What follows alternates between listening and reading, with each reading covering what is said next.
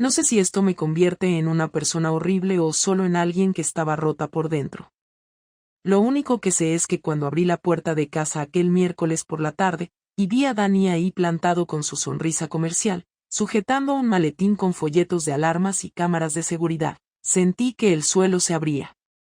Buenas tardes, ¿es usted Marcos?, le preguntó a mi marido como si no me conociera. Yo, desde la cocina, casi me atraganto con el agua.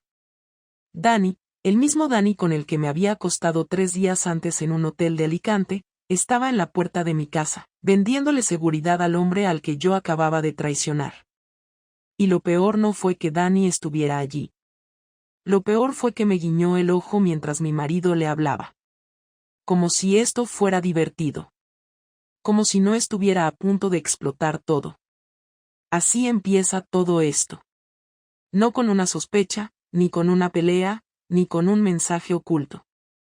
Empezó con un hombre al que solo iba a ver una vez, y que acabó metiéndose en mi cama, en mi vida, y ahora, en mi salón. Marcos no se enteró de nada ese día. Le ofreció un café, hablaron como dos desconocidos cordiales, y Dani se fue dejándome con el corazón desbocado y un silencio que pesaba como una losa. Si quieres saber por qué pasó esto, y cómo terminó todo, quédate. No soy una víctima, ni una heroína. Solo soy alguien que lo jodió todo, y aún no sabía cuán caro lo iba a pagar. Durante 2 días completos evité a Marcos todo lo que pude sin que pareciera intencional. Me levantaba temprano, salía a correr aunque no tuviera ganas, alargaba las compras, me encerraba en el baño más tiempo del necesario. Él, como siempre, estaba metido en sus cosas, revisando presupuestos, llamadas eternas con clientes, y por la noche caía rendido frente al televisor mientras yo fingía ver Netflix con él, aunque no pudiera concentrarme más de 5 minutos seguidos. Pensé que se me notaría en la cara, que habría algo en mis gestos, en mis respuestas, en mi forma de servirle el café o doblar su ropa, algo que lo hiciera sospechar, pero no. Parecía vivir en otra frecuencia, una donde yo no existía como mujer, solo como parte del mobiliario. El sábado por la mañana me desperté sola, él ya había salido, supuestamente a correr. Cuando regresó, trajo churros y me saludó con un beso en la frente, como si nada en el mundo estuviera mal. Yo sonreí por inercia, mientras por dentro solo podía pensar en Dani y en aquel puto guiño de ojos. Estuve a punto de escribirle para insultarlo, para decirle que se pasara de listo otra vez y que se le iban a acabar las visitas a domicilio, pero no lo hice. Me sentía atrapada. Hice algo imperdonable y lo único que me mantenía funcionando era el hecho de que Marcos no lo supiera. Pero la calma duró poco. El domingo por la noche, mientras veíamos una película que él había elegido sin preguntarme, sonó el telefonillo de casa. Era tarde, casi las 11. Marcos fue a contestar y se quedó quieto un segundo. Es Dani, el de las alarmas, dice que se dejó una carpeta el otro día y que está por el barrio. Me giré con el corazón golpeándome el pecho. ¿A estas horas?, pregunté sin disimular la incomodidad. Sí, raro, no. Pero bueno, ahora le digo que venga mañana, dijo mientras colgaba. Me miró un momento, como si esperara una reacción más lógica, más indiferente. Y la tuve, o al menos lo intenté. Pues sí, mejor mañana, dije con voz neutra. No hubo más conversación al respecto. Pero el lunes Marcos cambió. No fue algo drástico, no fue inmediato, pero algo se encendió en él. Empezó a observarme más, a hacer preguntas pequeñas pero precisas. ¿Dónde había sido el miércoles por la tarde? ¿Con quién quedaste el viernes después del trabajo? ¿Desde cuándo corres tan temprano? Cosas que en otro momento habría dicho sin pensar, ahora me hacían tragar saliva antes de contestar. He empezado a hacer más deporte, me despeja, dije una mañana. Me miró fijo y soltó. ¿Tanto necesitas despejarte últimamente? No respondí. Me fui al baño a respirar hondo. Y ahí lo supe, algo no cuadraba para él. La confirmación llegó el jueves. Llegué a casa y encontré el salón impecablemente ordenado, pero con algo fuera de lugar, el portátil de Marcos abierto, sin contraseña, con la pantalla encendida en una pestaña de Google Maps. Un punto rojo señalaba una calle en Alicante, justo donde estaba el hotel donde estuve con Dani. No pude moverme. Escuché la puerta del baño abrirse. Marco salió y me miró con esa expresión de calma contenida que solo tiene cuando está a punto de explotar pero no quiere hacerlo sin pruebas sólidas. ¿Has estado en Alicante la semana pasada?, preguntó sin rodeos. No mentí. No me salió. Sí, respondí con la voz seca. ¿Y se puede saber qué tenías que hacer allí, sola, un miércoles?, preguntó, cruzando los brazos. Fui a desconectar, dije sin convicción. Él caminó hasta la mesa, cerró el portátil, y me miró desde muy cerca. ¿A desconectar de qué? ¿De mí, de nuestro hijo, o de la vida aburrida que crees que llevas? No pude sostenerle la mirada. ¿Te acostaste con ese imbécil?, preguntó, ahora sin ningún filtro, sin ninguna pausa, sin aire. No respondí, pero mi silencio lo confirmó todo. Marcos no gritó. No golpeó nada. No hizo ningún gesto violento. Solo se quedó ahí, parado, sin pestañear, con una tristeza que me dolió más que cualquier insulto. ¿Me lo ibas a decir algún día o esperabas que pasara como si no hubiera pasado?, dijo con voz baja. No lo sé, no lo planeé, murmuré. Ah, claro, como si eso fuera un accidente, no, respondió, ya con sarcasmo. No hubo más palabras esa noche. Se encerró en el despacho, y yo me quedé en la cocina, sentada frente a una taza de té frío que no había tocado. Me sentía como si hubiera tirado una bomba en medio de una familia y ahora solo quedara el humo. No lloré. Ni una sola lágrima. Sentí una mezcla de culpa, vergüenza, miedo, pero también una parte de mí, la más oscura, la más egoísta, sintió alivio. Ya no tenía que fingir. Al día siguiente, no desayunamos juntos. No nos dijimos ni una palabra antes de que él se fuera al trabajo. Me quedé sola, viendo la taza suya intacta, como si también me dijera algo.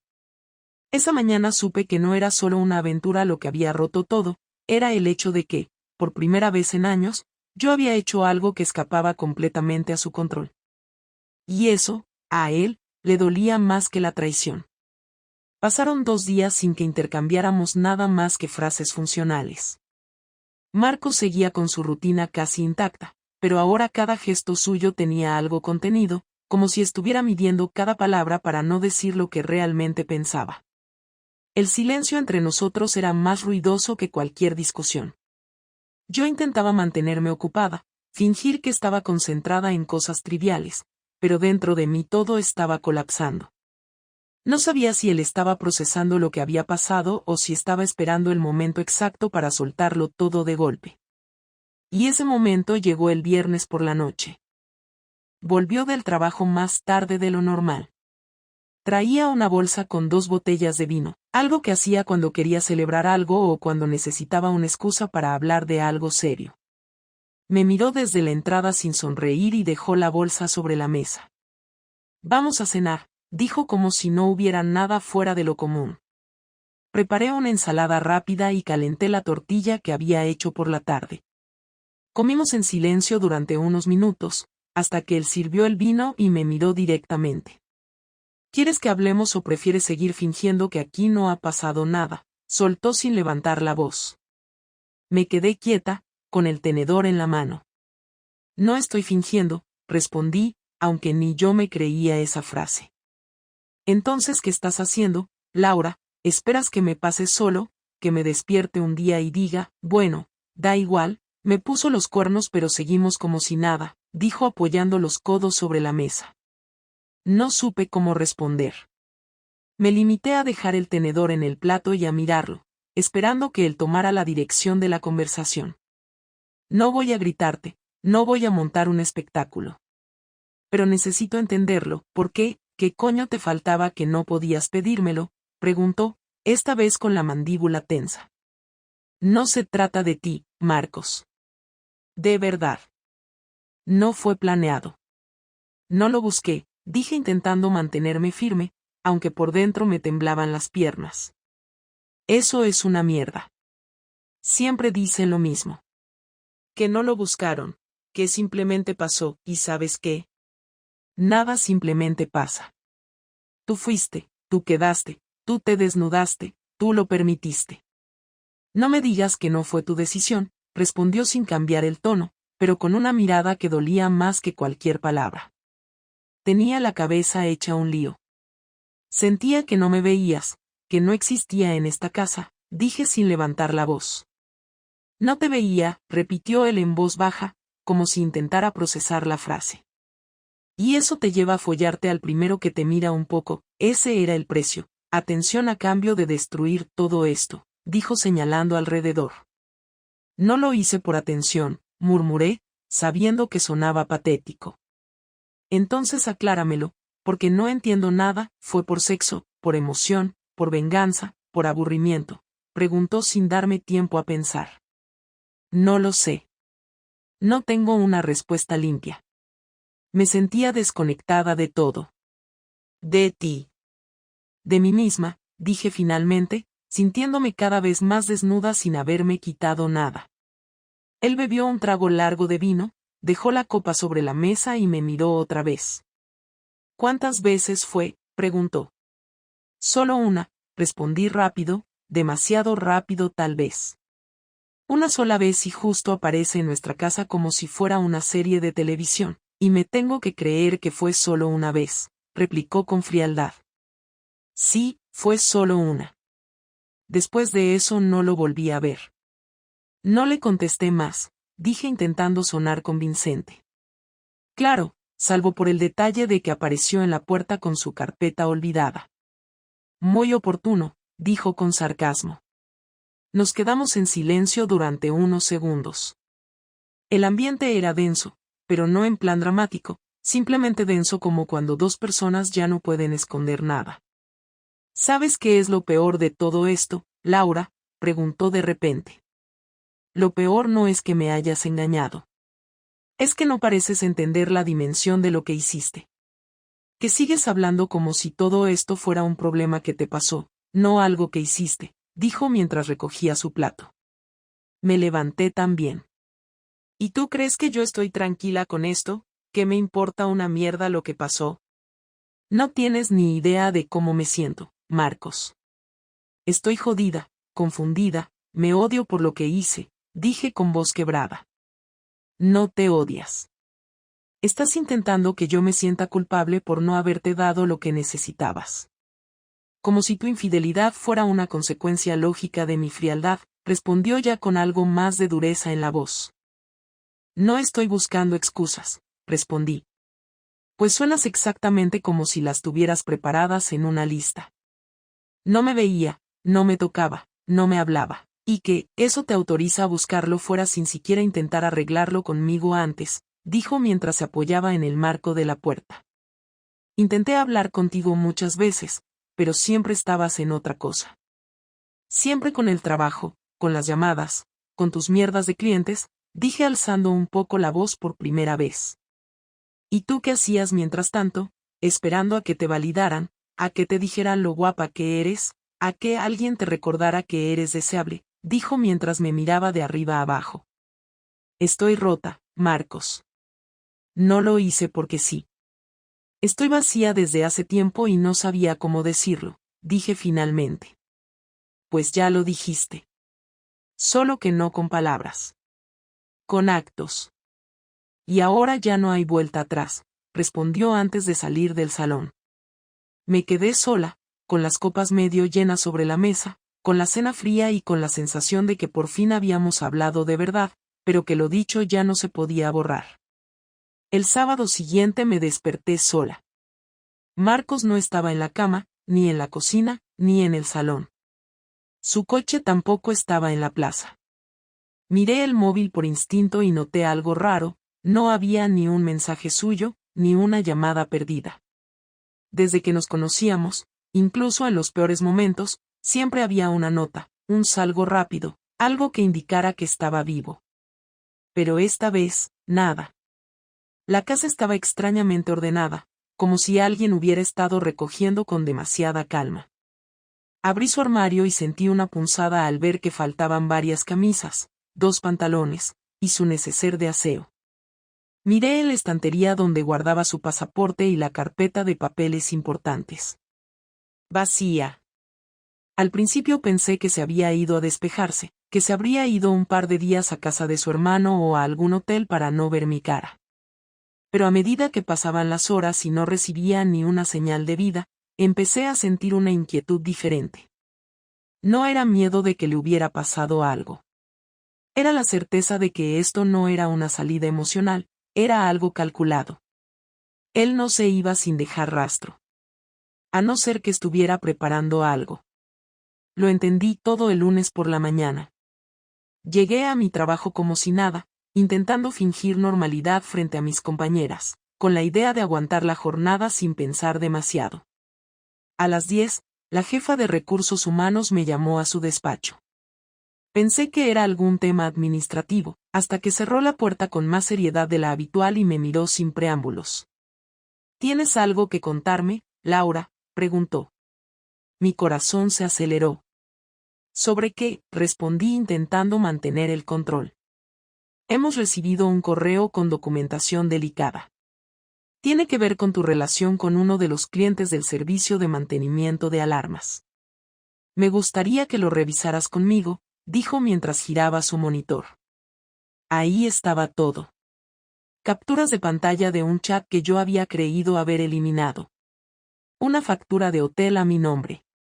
Un resumen de movimientos de mi tarjeta con fechas que coincidían con los días en los que mentí diciendo que tenía citas médicas. Y por último, una foto de Dani, sacada desde la ventana del hotel, conmigo entrando al lobby. No había forma de negarlo, ni margen para explicaciones. Todo estaba ordenado, bien presentado, con una redacción neutral, pero brutalmente clara. ¿Quién ha mandado esto?, pregunté sabiendo de sobra la respuesta. Un remitente anónimo, pero está claro que viene de alguien que conoce muy bien tu vida personal. Tu situación aquí se complica, Laura. No por la aventura en sí, sino por haberlo hecho con un proveedor directo, lo sabes. Vamos a tener que hablar con dirección y probablemente esto acabe en una suspensión temporal. Te recomiendo que vayas a casa y pienses bien qué vas a decir en tu defensa, dijo con tono serio. Salí de la oficina con las piernas temblando. En la calle, el sol me molestaba en los ojos. El mundo seguía su curso como si nada, mientras yo notaba como todo se me desmoronaba por dentro. Intenté llamarlo. No contestó. Le escribí un mensaje corto. ¿Fuiste tú? ¿Qué has hecho? No respondió. Media hora después, recibí una notificación del banco. Había un movimiento grande en la cuenta común. Marcos había hecho una transferencia a una cuenta que no reconocía. Entré en la app del banco y vi que también había cancelado la domiciliación de los gastos fijos de la casa. Revisé las carpetas compartidas donde teníamos los documentos del piso, del coche, del seguro médico. Todas estaban vacías. Incluso me había bloqueado en el acceso al sistema del gestor online que usábamos para la declaración de la renta. Ese mismo día, llamé a su madre. No por apoyo, sino porque necesitaba saber si él estaba bien. Hola, Laura. No creo que debas llamarme, fue lo primero que me dijo. ¿Está contigo?, pregunté. No. Pero ya sé todo. Y no voy a meterme, pero él está haciendo lo que tiene que hacer. No vuelvas a usarme para buscarle, por favor, dijo antes de colgar. Más tarde, al llegar a casa, encontré una caja de cartón sobre la mesa del comedor. No tenía remitente. Dentro, había una carpeta con varias copias impresas de los mismos documentos que había visto esa mañana en la oficina, junto con un papel escrito a mano por él. Esto es lo mínimo que mereces. Has querido actuar como si nada importara, así que ahora lo vas a sentir de verdad. No te preocupes, aún no he ido más lejos. Pero depende de ti que esto no acabe peor. Me toca a mí tener el control ahora. Esa noche no dormí. Le escribí 3 veces más. Nada. Le llamé desde el fijo. Nada. Me encerré en el baño y me miré al espejo durante varios minutos sin reconocerme. Había cometido un error, sí. Pero no imaginé que él sería capaz de algo así. Siempre había sido el que evitaba los conflictos, el que perdonaba todo, el que intentaba salvar lo que fuera. No este. No este Marcos. Este nuevo era otro. Uno que había dejado de quererme y ahora solo quería destruirme con la misma precisión con la que llevaba años organizando sus presupuestos y sus planes de obra. Y no se detuvo. Al día siguiente, cuando fui a recoger a Sergio del colegio, la directora me pidió hablar unos minutos. Alguien había mandado una carta a la institución con copia del informe que recibí en el trabajo. No podemos tomar decisiones sin fundamento, pero queremos asegurarnos de que la situación familiar no afecte al niño. Le pedimos que, si hay algún conflicto grave, nos lo comunique, me dijo con un tono de cortesía forzada. Marcos había cruzado una línea que yo no esperaba. No me gritó. No me insultó. No se fue dando un portazo. Pero lo que estaba haciendo era 1000 veces más efectivo. Estaba desmontando mi vida pieza por pieza, sin ensuciarse las manos. Y yo, por primera vez, entendí que había empezado una guerra donde él tenía todo el poder, y yo ni siquiera sabía cuántas armas tenía. Pasaron 4 días desde que recibí la carpeta y desde que entendí que Marcos no iba a quedarse callado ni iba a buscar reconciliación alguna. No había vuelto a casa, no me había escrito, no había respondido a ninguna de mis llamadas ni a los correos que le envié. Incluso el número de su abogado, que encontré entre los papeles del contrato del piso, me dejó claro que no solo se había ido, sino que ya estaba gestionando el cierre formal de todo. Sin embargo, el miércoles por la tarde, mientras salía del supermercado, recibí un mensaje suyo desde un número que no tenía registrado. Solo decía, mañana a las 18 en el parque de la estación. 5 minutos. Si no vienes, no hay más que hablar. Esa noche no pude concentrarme en nada. Me debatía entre el orgullo, la rabia y una especie de desesperación muda que me hacía revisar compulsivamente el mensaje para confirmar que no lo había imaginado. Al día siguiente, llegué al parque 10 minutos antes, con la sensación de que cada persona que pasaba podía ser él, aunque ninguna lo era. Apareció exactamente a las 6. Venía vestido como siempre, con su mochila al hombro y el mismo abrigo de invierno que tenía desde hace años. No sonrió. No saludó. Solo se sentó en el banco y esperó a que yo lo hiciera también. ¿Qué quieres?, fue lo primero que dijo, sin mirarme directamente. Hablar, respondí, aunque sabía que no tenía mucho sentido decirlo así, porque la iniciativa la había tomado él, no yo. No hay nada que hablar, en realidad.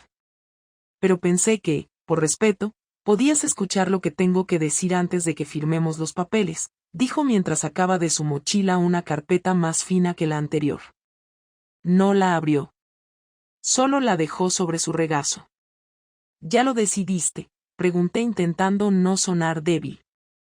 Lo decidiste tú cuando metiste a ese tipo en tu cama. Yo solo estoy gestionando las consecuencias, respondió sin levantar la voz. Me quedé en silencio. Estaba claro que no había nada que pudiera decir para justificarme. Pero necesitaba decir algo. No fue amor, Marcos. No fue una historia. Fue un error, un desastre, un momento en el que me sentí desconectada de todo, dije sabiendo que no servía de nada, pero incapaz de guardármelo. Lo sé. No hace falta que lo digas. Nunca pensé que te enamoraras. Pero eso no lo hace menos grave. Ni más fácil de aceptar, respondió esta vez mirándome a los ojos. Entonces, ya está, esto se termina así, sin posibilidad de intentarlo, pregunté sin evitar que se me quebrara un poco la voz. Sí. Ya está. Y no es porque no pueda perdonar una infidelidad. Es porque no puedo respetarte después de cómo lo hiciste. Porque no solo fallaste como pareja, fallaste como persona. Me mentiste a la cara, me sonreíste mientras pensabas en otro, y después tuviste el descaro de actuar como si nada pasara. Eso es lo que no tiene arreglo, dijo sin moverse del sitio, con una calma que dolía más que cualquier grito. Marcos, perdón. No tengo otra cosa que decirte. Perdón por haberlo destruido todo, dije finalmente, sin excusas. Perdón no cambia nada. Pero al menos lo dijiste. Y está bien. Lo necesitaba escuchar, aunque no vaya a cambiar mi decisión, respondió mientras se ponía de pie. Me miró por última vez y añadió, voy a pasar por casa el viernes a recoger lo que queda. Quiero que no estés. Te dejaré las llaves y una carta con las instrucciones del banco. Ya hablé con el abogado para que el piso se venda y se reparta el valor. No voy a pelear por dinero. Pero no quiero volver a cruzarme contigo después de eso. ¿Y Sergio? Pregunté en ese momento, sintiendo el vacío de no haberlo mencionado antes. A él lo veré cuando quiera, sin condiciones. Tú y yo nos acabamos aquí. Él no tiene la culpa de nada.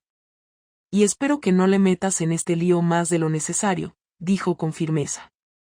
Intenté levantarme para detenerlo, para decirle algo más, lo que fuera, pero ya se alejaba por el sendero sin mirar atrás. Me quedé sola en ese banco durante varios minutos sin moverme, con la cabeza llena de cosas que no iba a poder decirle nunca. Ya no era solo la traición lo que pesaba. Era la certeza de que él me había querido más de lo que yo había sabido valorar. Y de que su forma de terminarlo era definitiva. Sin gritos, sin dramatismos, sin opciones. Me había dejado el perdón como gesto final, pero me había quitado cualquier puerta abierta. Cuando volví a casa, encontré la carpeta sobre la mesa del salón. La había dejado mientras yo no estaba. Dentro, había las instrucciones del abogado, la copia del acuerdo de separación de bienes, y un documento donde renunciaba a cualquier reclamación adicional. Ni un comentario más. Solo una frase escrita al final, a mano, no se trata de castigo, Laura. Es simplemente que ya no hay vuelta atrás. Han pasado 3 semanas desde la última vez que vi a Marcos en aquel parque, y todavía me despierto con la sensación de que todo ha sido una mala jugada mental que en cualquier momento va a dar marcha atrás, como si la vida fuera a devolvérmelo una mañana cualquiera, sentado en la cocina leyendo el periódico o saliendo de la ducha con una toalla en la cintura. Pero no hay vuelta atrás, no hay pausa, ni hay segunda oportunidad. Lo sé porque él lo dejó claro y porque, aunque al principio me resistía a aceptarlo, ahora empiezo a entenderlo. No fue solo el engaño lo que rompió nuestro matrimonio, fue todo lo que vino después. La frialdad con la que me oculté durante días, el silencio que mantuve incluso cuando sabía que sospechaba, y la falta total de dignidad con la que permití que alguien con el que no tenía nada apareciera en nuestra casa sin medir las consecuencias. Cuando uno comete un error así, puede arrepentirse, pero no puede borrar lo que hizo ni controlar cómo reacciona la persona dañada. Yo quise minimizarlo todo desde el principio. Quise hacer ver que había sido solo un accidente emocional, algo sin importancia real. Y ahí fue donde terminé de perderlo. Marcos no me dejó porque me acosté con otro. Me dejó porque nunca demostré entender lo que significó eso para él. Después de que se llevara sus cosas y dejara las llaves, la casa se sintió como un espacio prestado. Todo estaba en su sitio, pero ya no tenía sentido. Dormía mal, comía poco, evitaba los lugares donde podíamos habernos cruzado por casualidad. Pasé varios días sin salir, sin hablar con nadie, sin responder mensajes de amigas que se notaban incómodas cuando preguntaban por él y yo no sabía qué versión dar. No conté la verdad a casi nadie. Me daba vergüenza. No por el hecho en sí, sino porque no sabía cómo explicar que había arruinado un matrimonio sin que pareciera que todo fue por puro egoísmo. Y lo fue.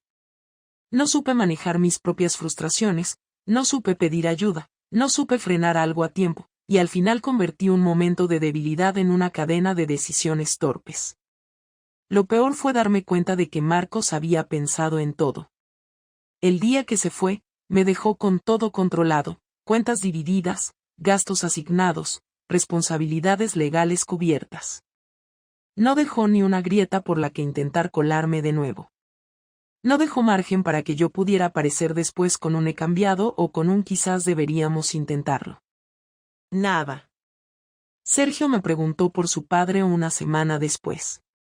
Le dije que estaba trabajando fuera por unos días y que ya hablarían. Me odió durante 2 días por no haberle avisado de que se iría, pero luego se calmó, como hacen los niños cuando intuyen que algo más grande está ocurriendo y prefieren no meterse demasiado.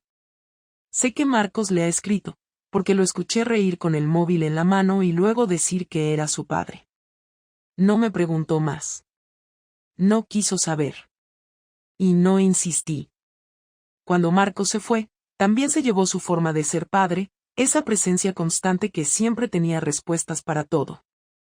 Yo me he quedado con lo básico, levantarlo para el cole, prepararle la comida, intentar no llorar delante de él. No porque me sienta víctima, sino porque no quiero que cargue con algo que no le corresponde. Todo esto fue entre su madre y su padre, y él tiene derecho a no estar en medio. He empezado a pensar en irme del piso.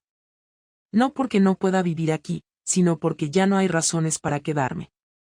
El contrato está a mi nombre, pero cada rincón me recuerda a lo que fui, a lo que perdí y a lo que no supe conservar. No quiero vivir en un museo de errores.